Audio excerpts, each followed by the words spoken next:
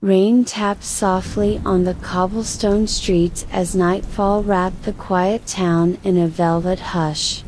The lamps along the path glowed amber, casting gentle halos on puddles that shimmered like fallen stars. You walked alone, hands deep in your coat pockets, the chill of the evening softened by the sound of water trickling from rooftop gutters. The town, known for its silence and old-world charm, held little mystery, except for one peculiar shop. Nestled between a closed bakery and a forgotten apothecary stood a narrow building, barely wider than its dark wooden door. A carved wooden sign swung above it, squeaking softly in the wind, "The Pillow Maker." You had passed it a dozen times without ever noticing the faint lavender scent that now drifted from its doorframe, or the soft light leaking through the curtained window like moonlight caught in a jar. Something made you stop. Maybe it was the cold. Maybe it was curiosity. Or maybe it was something else entirely. You pushed the door open. A tiny bell rang overhead, barely louder than the rain. The inside was impossibly larger than the outside. Floor to ceiling shelves lined the walls, stacked with pillows of every shape and shade, round ones like cream puffs, long ones like rainbows, some stitched with stars, others with feathers. Each one glowed faintly, as if storing a bit of the night sky. Behind a counter sat an old woman, her silver hair pinned in a coil, her eyes warm and unreadable. She looked up and smiled like she'd been waiting just for you. "Welcome," she said. "It's a good night to find the dream you need." You didn't know what to say, so you nodded. She stood slowly, the layers of her shawl whispering with each movement. "Would you like to see how dreams are stitched?" You hesitated, then followed her through a velvet curtain at the back of the shop.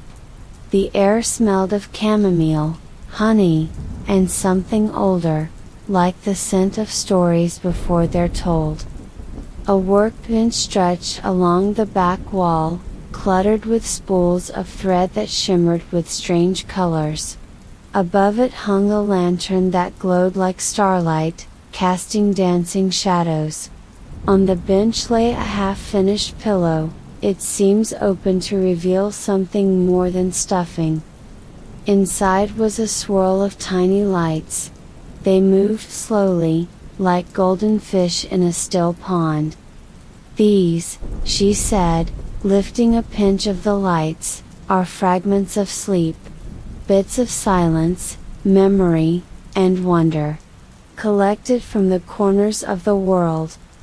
You stared. "How do you find them?" She smiled, not answering, and placed the lights gently back inside the pillow. She reached for a needle threaded with silver blue thread and began to sew with such ease, it looked like the pillow was mending itself. "Everyone who visits leaves something behind," she said. "A sliver of a thought, a forgotten dream, a sigh from a heavy day. I catch them. And I turn them into rest." You watched in silence as she worked, each stitch a lullaby. Later, she handed you a pillow, soft as mist and warm as sunlight on closed eyes. "For tonight," she said. "Just this once." You tucked it under your arm and thanked her.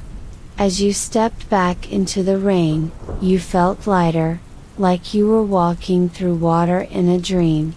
The lamp outside the shop flickered once, then glowed steadily. That night, you lay in bed with the pillow under your head. Almost instantly, your breath slowed. Your thoughts softened, losing their sharp edges. And the moment your eyes closed, the dreams began. Not just any dreams, ones that felt like whispers from another world. You stood in a field where the grass hummed lullabies. Fireflies drifted through the sky, painting streaks of gentle gold. A small child handed you a balloon tied to a star, and you floated upward, slowly, gently, the wind full of warm laughter. The sky above turned from violet to midnight blue, and each cloud you passed whispered a memory you had almost forgotten, the smell of pancakes on Sunday morning, the feel of a favorite blanket, the sound of a lullaby sung out of tune but full of love. You didn't want to wake. But when you did, the pillow was still beneath your head. Still warm. Still faintly glowing. You returned to the shop the next evening, pillow in hand. The old woman was waiting. "I thought you might come back," she said, not unkindly. "Would you like to learn?" "Learn?" you asked. She nodded. "How to make them. How to find the dreams." You stayed. You returned each evening. At first just to watch. Then to help sort the threads, to wind the bobbins, to sweep up the bits of forgotten dreams that drifted like glitter across the floor. The pillow maker taught you patiently. She never rushed. She let you feel each material, let you guess where each dream fragment had come from. "This one," she said, holding up a glowing thread, "was from a musician who lost his song. But in sleep, he found it again." You learned how to listen, not with your ears, but with your hands, with your breath, with your heart. You learned the shape of peacefulness, the color of silence, the scent of memory. As weeks turned to months, the old woman seemed to grow slower, her hands trembling slightly, her voice softening even more. One night, she handed you the key to the shop. "It's your turn now," she said. "I'm not ready. No one ever is. But the dreams, they know when it's time." And with that, she vanished. Not in a puff of smoke. Not in a sudden flash. Just slowly, like the last note of a lullaby fading into quiet. You opened the shop the next day. And the day after. The townspeople began to visit more often. Some bought pillows. Some just sat and talked.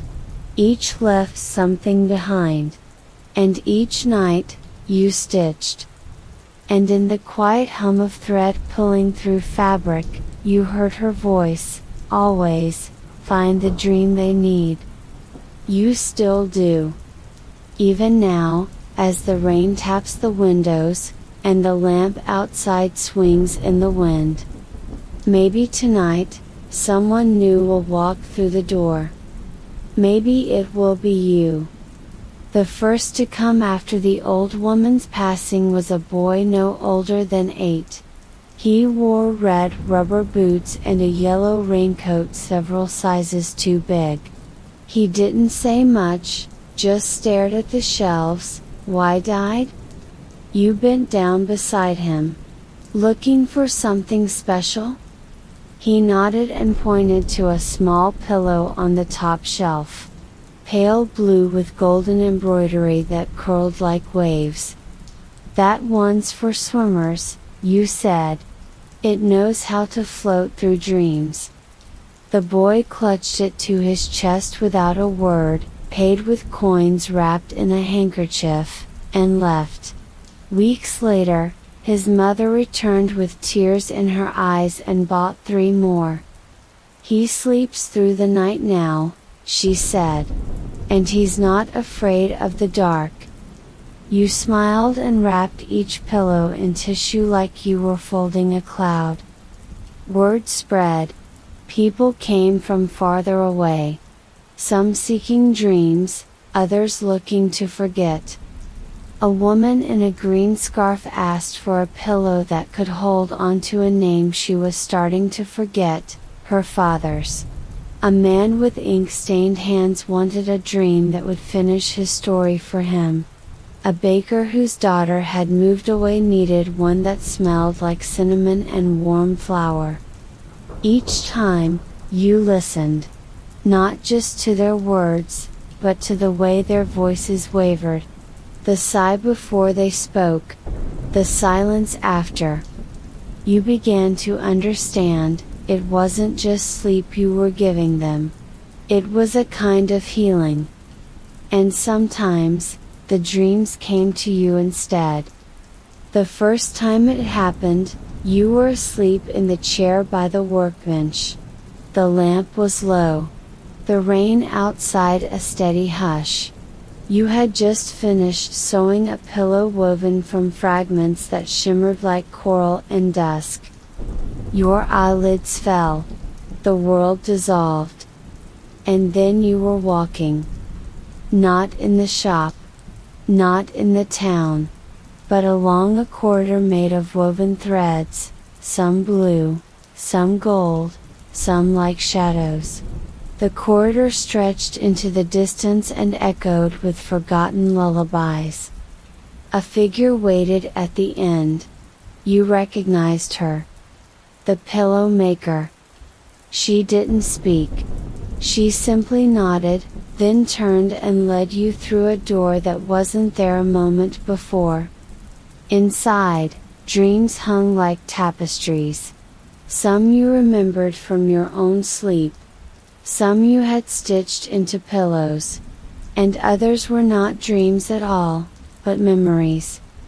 You watched as the old woman sewed beside a window, her fingers nimble, her lips whispering stories into the fabric. You saw a younger version of her helping someone you realized was your grandmother. You saw the first pillow she ever made. The first person she ever helped. The first tear caught in the corner seam of a pillow filled with laughter. The dream twisted. You stood outside the shop on the night she found it. The building had always been there, but she hadn't noticed it until she needed it most. The same way you hadn't noticed it until that rainy night. She turned to you in the dream. This place finds the right keeper when it's ready. Not when you are. You woke up in the chair, heart slow, breath soft. The pillow you had just finished glowed brighter than before. After that, the dreams came often. You kept a notebook by the bed. You wrote down what you could remember, a fox curled in a moonbeam, a song hummed in a language you didn't know but understood, a train made entirely of feathers carrying passengers who had forgotten their names. The dreams showed you places you'd never been, people you'd never met. But you began to recognize their needs. One woman came into the shop and asked, "Do you have anything for someone who dreams too much?" You handed her a narrow, pale pillow stitched with stars that flickered gently. "This one filters the dreams," you said. "It keeps only the ones worth keeping."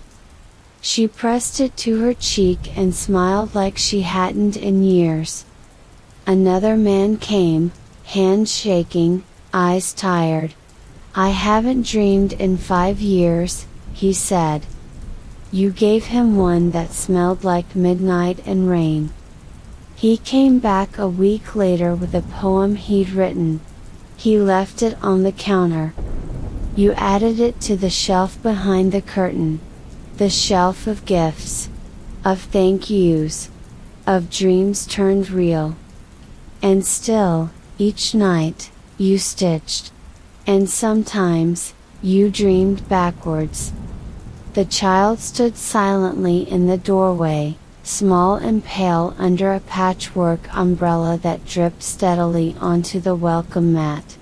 He couldn't have been more than 6, Yet something in his eyes felt older than time. He stepped inside slowly, not looking at the pillows or the shelves or even you. He looked tired in a way you recognized. The kind of tired that dreams couldn't reach. "Hello," you said softly. He didn't respond, just held up a crumpled drawing. You took it gently. A sketch in thick, dark pencil. A house, crooked and empty. A figure in the window with no face. "I see," you whispered. You motioned to the back. "Would you like to sit by the workbench?" He nodded once. As the child settled into the tall chair by the threads, you began sifting through your materials: moonlight cotton, dusk stitched wool, echo fiber harvested from old dreams. But nothing felt right. Every thread rejected the needle. Every start unraveled itself. The pillow would not begin. You looked at the child. "Can you tell me what the dream feels like?" He shook his head. "It's broken." That night, you placed the half-finished pillow on the shelf above your bed. You stared at it long after the shop went dark. In your sleep, the dream came. You were standing on a frozen lake under a sky without stars. Across the ice, the boy stood watching you. The sound of shattering glass echoed with each of his steps. You walked toward him, but every movement pulled you deeper into the ice. And just before you slipped under, he reached out and handed you something. A single golden thread. You woke gasping. The thread was wrapped around your wrist. You returned to the shop and stitched through the morning. The thread resisted. It pulled. It tangled. It burned slightly against your fingertips. The pillow filled slowly, not with softness, but with weight. A sadness you couldn't shake. When the boy returned the next day, you handed him the pillow without a word. He pressed it to his chest, closed his eyes, and smiled. You never saw him again. But a month later, a letter arrived, no name, no return address. Inside was a drawing. A home with lights in every window. A figure at the door, waving. And at the bottom, written in shaky pencil: "Thank you for mending my sleep." That night, the unfinished threads on your bench tied themselves into quiet knots. Some pillows finished themselves. The storm rolled in just after sunset. Not the soft, sleepy kind that sings lullabies against the glass, but a sharp-edged wind and thunderstorm that shook the shutters and rattled the front sign like an angry whisper. You lit every lantern in the shop and boiled a pot of tea, even though you weren't expecting anyone. Nights like this, people stayed home. But part of you knew better. As the wind howled and rain clattered against the windows, the bell above the door rang. A woman stepped inside, soaked through, hair plastered to her cheeks. Her coat hung from one shoulder like it had tried to abandon her in the wind. She looked lost, more than just from the storm. She started. Then stopped. You handed her a towel and guided her to the small bench near the shelves. "Take your time." She dried her hands. Her eyes wandered the room like they were searching for something. "I don't remember how I got here." "That happens," you said. "I was walking. Then I was standing in front of your door." You nodded. "It happens," you said again, and meant it. You brought her tea and asked nothing. Eventually, she said, I've been having a dream. The same one. A door that won't open. I wake up every time I try the handle. You asked her to describe it. She said, it's wooden. Dark. No lock. Just won't open. Something about her words curled around a memory inside you. A thread tugged. After she left, wrapped in a dry shawl and holding a pillow you filled with cedar scent and night sky threads, you walked to the back of the shop. You had never explored it fully. The old pillow maker had always said, some doors open only when you're ready. You ran your hand along the far wall, behind the curtain, where unused folds of fabric rested. And there, behind a tapestry you'd never moved, was a seam in the wood. A door. Dark. Wooden. No lock. You tried the handle. It turned easily. The room beyond was lit by a single floating light, no bigger than a candle flame. The walls were lined with drawers, tiny ones, hundreds of them. Each had a label, names, symbols, years. A work table stood in the center. On it, a pillow lay unfinished. But it wasn't yours. The thread glowed softly. You recognized the stitching, it was the old woman's. And beside the pillow, a note in her handwriting. For the dreamer who cannot dream. Your breath caught. The room was not just a space. It was a memory vault. A place where the deepest dreams waited. Ones too fragile, too powerful, too forgotten. You spent the night exploring. Each drawer opened like a story. A first kiss. A final goodbye. A promise made in a whisper. A fear spoken only once. You didn't take anything. But you listened. And in the silence of the hidden room, you understood, you were not just a maker of dreams. You were their keeper. You left the pillow on the table. It wasn't ready. But you would be. The night after discovering the hidden room, sleep found you quickly. You didn't dream at first. Just drifted. Then you were walking a path of clouds stitched together with golden thread. The sky around you pulsed softly like a living quilt.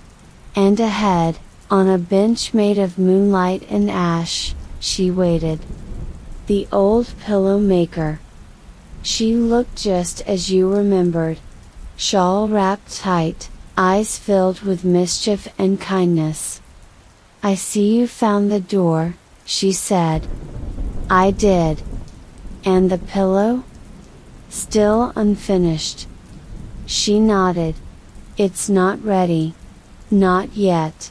That one must be stitched from a memory that hasn't happened. You sat beside her. Is this a dream?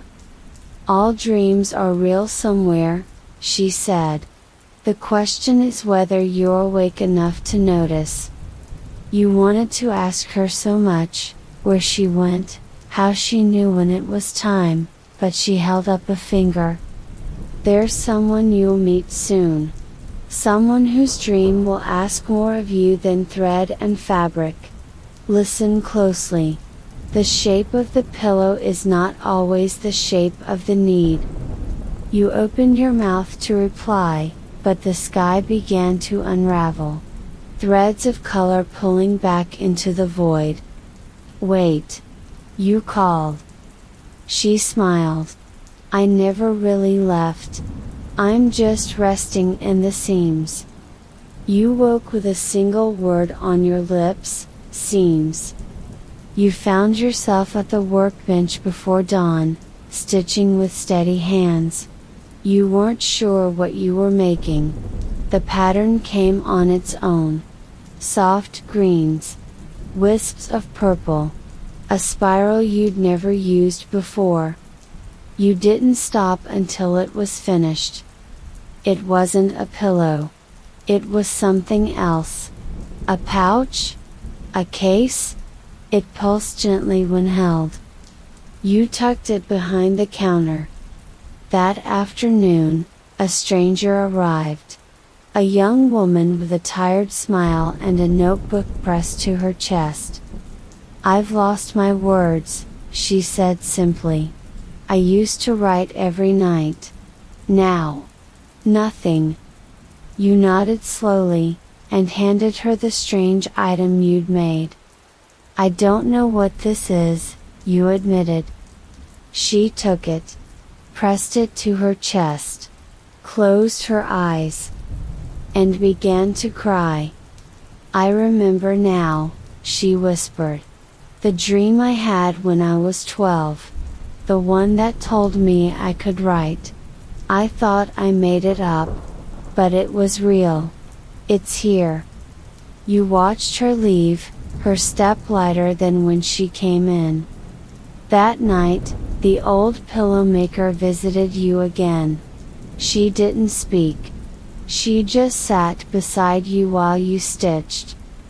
The thread moved easier than it ever had. The man who entered the shop had the confident walk of someone used to getting what they wanted. Well dressed. Clean hands. Eyes like polished stone. He studied the pillows without speaking. Touched none. Finally, he turned to you. "I heard you craft dreams." You gave a gentle nod. "I help people find the one they need." He tilted his head.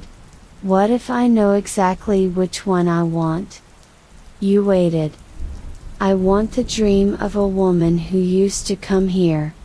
Her name was Alara." You felt something twist in your chest. You remembered Alara, quiet, kind. Her dream had been delicate. A soft forest filled with bells and birdsong, a memory of a place that might never have existed. It had taken you weeks to craft it. "I don't give away another's dream," you said softly. "But she gave it up," he insisted. "She told me she left it behind here. She trusted it to rest." He stepped closer. "I need it." Your hands tightened around the edge of the counter. Dreams don't belong to those who want them. Only to those who are ready. His voice dropped to a whisper. "I can pay." You shook your head. He stared a moment longer. Then turned and left. No anger. No argument. Just a long silence. That night, the dream he asked for began to flicker. You kept the pillows in a special cabinet, organized by memory signature. Alara's was sealed. When you checked it, the stitching had begun to fray. You tried to repair it. But the thread resisted. The fabric curled away from your needle like it knew. And then you began to dream of him. In your sleep, he walked the shop, picking up pillows not meant for him. Each one crumbled to ash in his hands. He opened drawers in the hidden room. He whispered to the shelves. You awoke sweating, unsettled. Over the following days, the pillows around his memory thread dimmed. One by one. As if touched by doubt. You wrote to Alara. No answer. Finally, you crafted a new pillow, not her dream, but something else. A dream of release. Of letting go. You left it outside his home on a rainy morning. No note.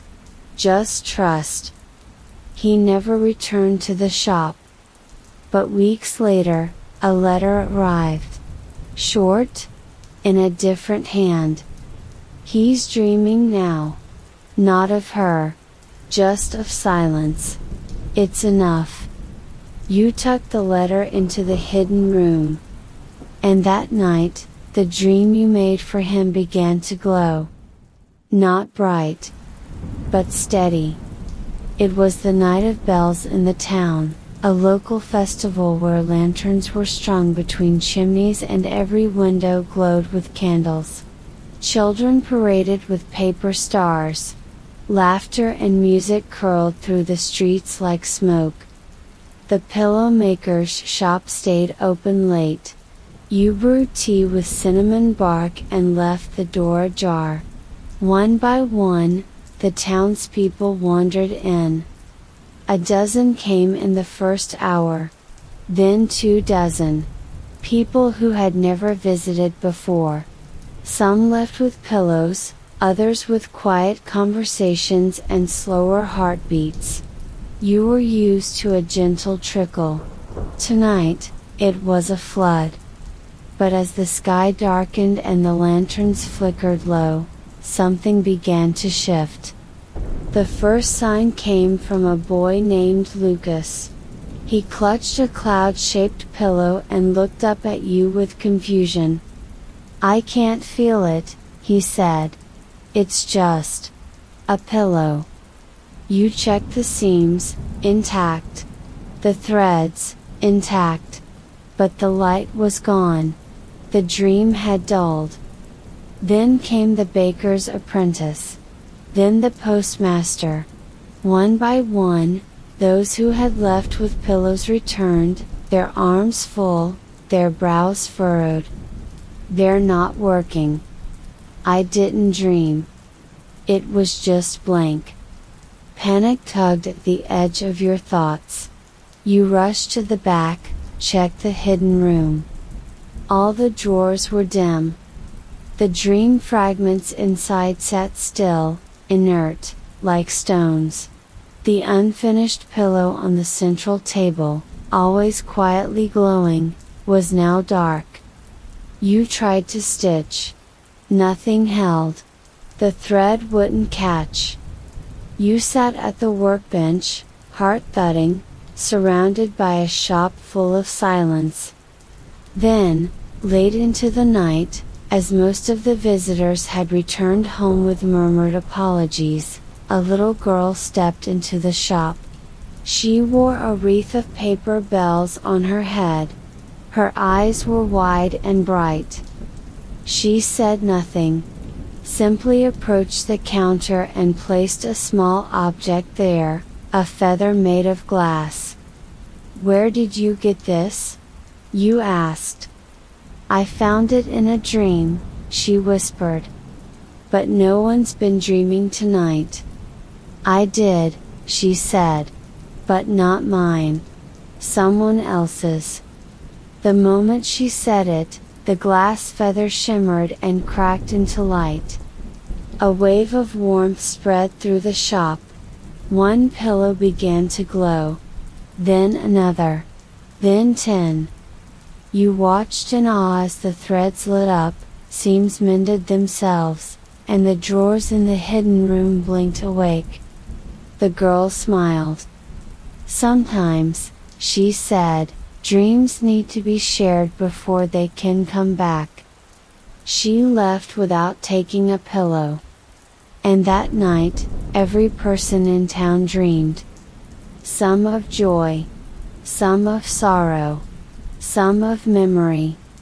But all of them dreamed. She came in quietly, 2 days after the festival. The bell above the door barely made a sound. You looked up from your workbench and saw a girl with short hair and clear eyes. Older than the feather girl, but not by much. 12, maybe 13. She stood perfectly still, like a candle flame in a room without wind. "I've never dreamed," she said simply. You nodded for her to sit. "Do you want a pillow?" She shook her head. "I want to learn." You studied her. Many had asked for dreams. A few had tried to glimpse the craft. But no one, not since you, had asked to learn. You served her warm milk with nutmeg and honey and said, "Tell me more." She did. Her name was Neva. She didn't sleep restlessly or fear the dark. She simply closed her eyes each night and found nothing. Not even silence. Just absence. "I think something's missing in me," she said. "Or maybe it's waiting," you replied. So you taught her. First the easy things, how to clean feathers without disturbing their memory. How to wind silence thread without knotting it. How to listen to the sound between breaths. She learned quickly. Quietly. Her hands were careful. Her eyes missed nothing. But still, no dreams. Weeks passed. She stitched a pillow all her own, careful patterns, cool colors, soft texture.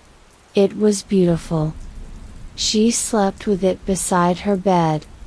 But in the morning, still nothing. You asked her once, "Why keep going?" And she said, "Because I think when the dream does come, I'll recognize it by the shape of the work I've done." You didn't answer. You just smiled. One night, late, you found her in the hidden room. She wasn't searching the drawers. She was sitting at the center table, her hand on the old pillow, the one the original maker left unfinished. "I think this one's waiting for me," she said. You didn't stop her. She picked up the needle and thread, and began to stitch. She worked in silence. Each stitch slower than the last. The thread she used wasn't from the shelf, or the hidden drawers, or the spools beside the bench. It was from her own small pouch, gathered over the weeks without your knowing. Hair from her comb. Bark from a tree she passed daily. A laugh she caught from the air during the festival. She stitched until her hands trembled. Until her breath slowed. And then, she slept. You watched over her, the unfinished pillow still resting beneath her fingertips. It shimmered faintly, different from the others. Not glowing. Breathing. When she woke the next morning, her eyes were wet. Not from tears, but from something older, deeper. "I saw something," she whispered. "Not quite a dream. But something." You waited.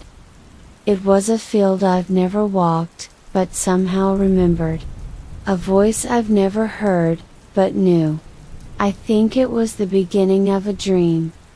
You both looked at the pillow. It was finished. The stitching was unlike anything you'd seen, tight, elegant, spiraling inward like a memory folding in on itself. You turned it over. A symbol had formed in the corner, a spiral inside a circle. You took it to the hidden room, placed it gently on the center table, beside the old woman's tools. And as you stepped back, the room itself seemed to exhale. The shelves rustled. The drawers clicked open, one by one. A breeze moved through the still air. And on the table, beneath Neva's pillow, you found something that hadn't been there before. A folded letter. Sealed with wax in the shape of the same spiral. You looked at her. She looked at you. You opened it. It wasn't written in ink, but in thread. Stitched words, soft and small. To the one who will follow, and the one who walks beside them. You've done what I never could. A pillow that remembers. That keeps. That waits. This is not the end of my work. It's the echo of it. And echoes, when tended to, become songs. Rest well when the time comes. The shop will choose again. That night, for the first time, Neva dreamed. You sat in the shop long after Neva had gone home, the letter still open in your hands. The candlelight flickered across the stitched words, and you read them again and again. You had made hundreds of pillows, helped strangers and friends, dreamed backwards and forward, taught, waited, watched. But there was one dream that had never come. One pillow that had never been made. Your own. You had never stitched it. Never dared. Perhaps because you believed the work was in the giving, not the keeping. But now, something in the hidden room had changed. A soft hum beneath the shelves. The old pillow maker's note had closed a circle. And you felt it, it was time. You went to the workbench. The materials gathered themselves, without thought, only instinct. A thread the color of still water. Fabric soft as memory. A filling of dust-colored feathers and a single bell, silent unless heard in sleep. You began to stitch. The pattern was unfamiliar yet inevitable. Not a spiral. Not a star. A path. A thread that led inward, not to the center, but through it. Each stitch whispered something back to you. You remembered your first dream. A swing beneath an oak tree, the scent of petrichor, a lullaby hummed through a closed door. You remembered your first fear. The feeling of waking up and not knowing where the morning had gone. You remembered the first time you held a pillow from the shop and felt like someone had seen you, even in sleep. Tears fell, but you kept sewing. And when it was done, you didn't test it. You simply laid down, placed it beneath your head, and let go. The dream that came was not one of floating or fireflies or music. It was a room full of people you had helped. A library made of memory. A sea where each wave was someone's first deep breath in years. And at the edge of it all, a small wooden sign. The Pillow Maker. You woke to find the pillow warm beneath your head, and Neva standing in the doorway. She didn't speak. Just walked to the counter, turned the sign to closed, and began boiling water for tea. You didn't need to say a word. It was her turn to watch the dreams. The shop is quiet now. Not silent, never silent, but quiet in the way a lullaby lingers after the final note. The way a candle glows just a moment longer after it's been blown out. Neva opens the door each morning, sweeps the floor, lights the lamps, fills the kettle. She knows the rhythm by heart, though she changes it when the dreams shift. Some nights, she still dreams of the field she never walked. Some nights she dreams of you. People come, as they always have. Some are new. Some are children of those you once helped. One brings an old, frayed pillow, the seams barely holding. Neva smiles, takes it gently, and places it behind the curtain where the oldest ones go to rest. She has begun stitching her own patterns now. They're different from yours. Not better. Not worse. Just hers. Her thread sings in a different tone. The hidden room remains. Sometimes, Neva enters just to sit. She listens. She reads the old letters. She dreams awake. One evening, as rain taps the windows and thunder hums over the hills, a traveler steps inside. They look tired. Familiar.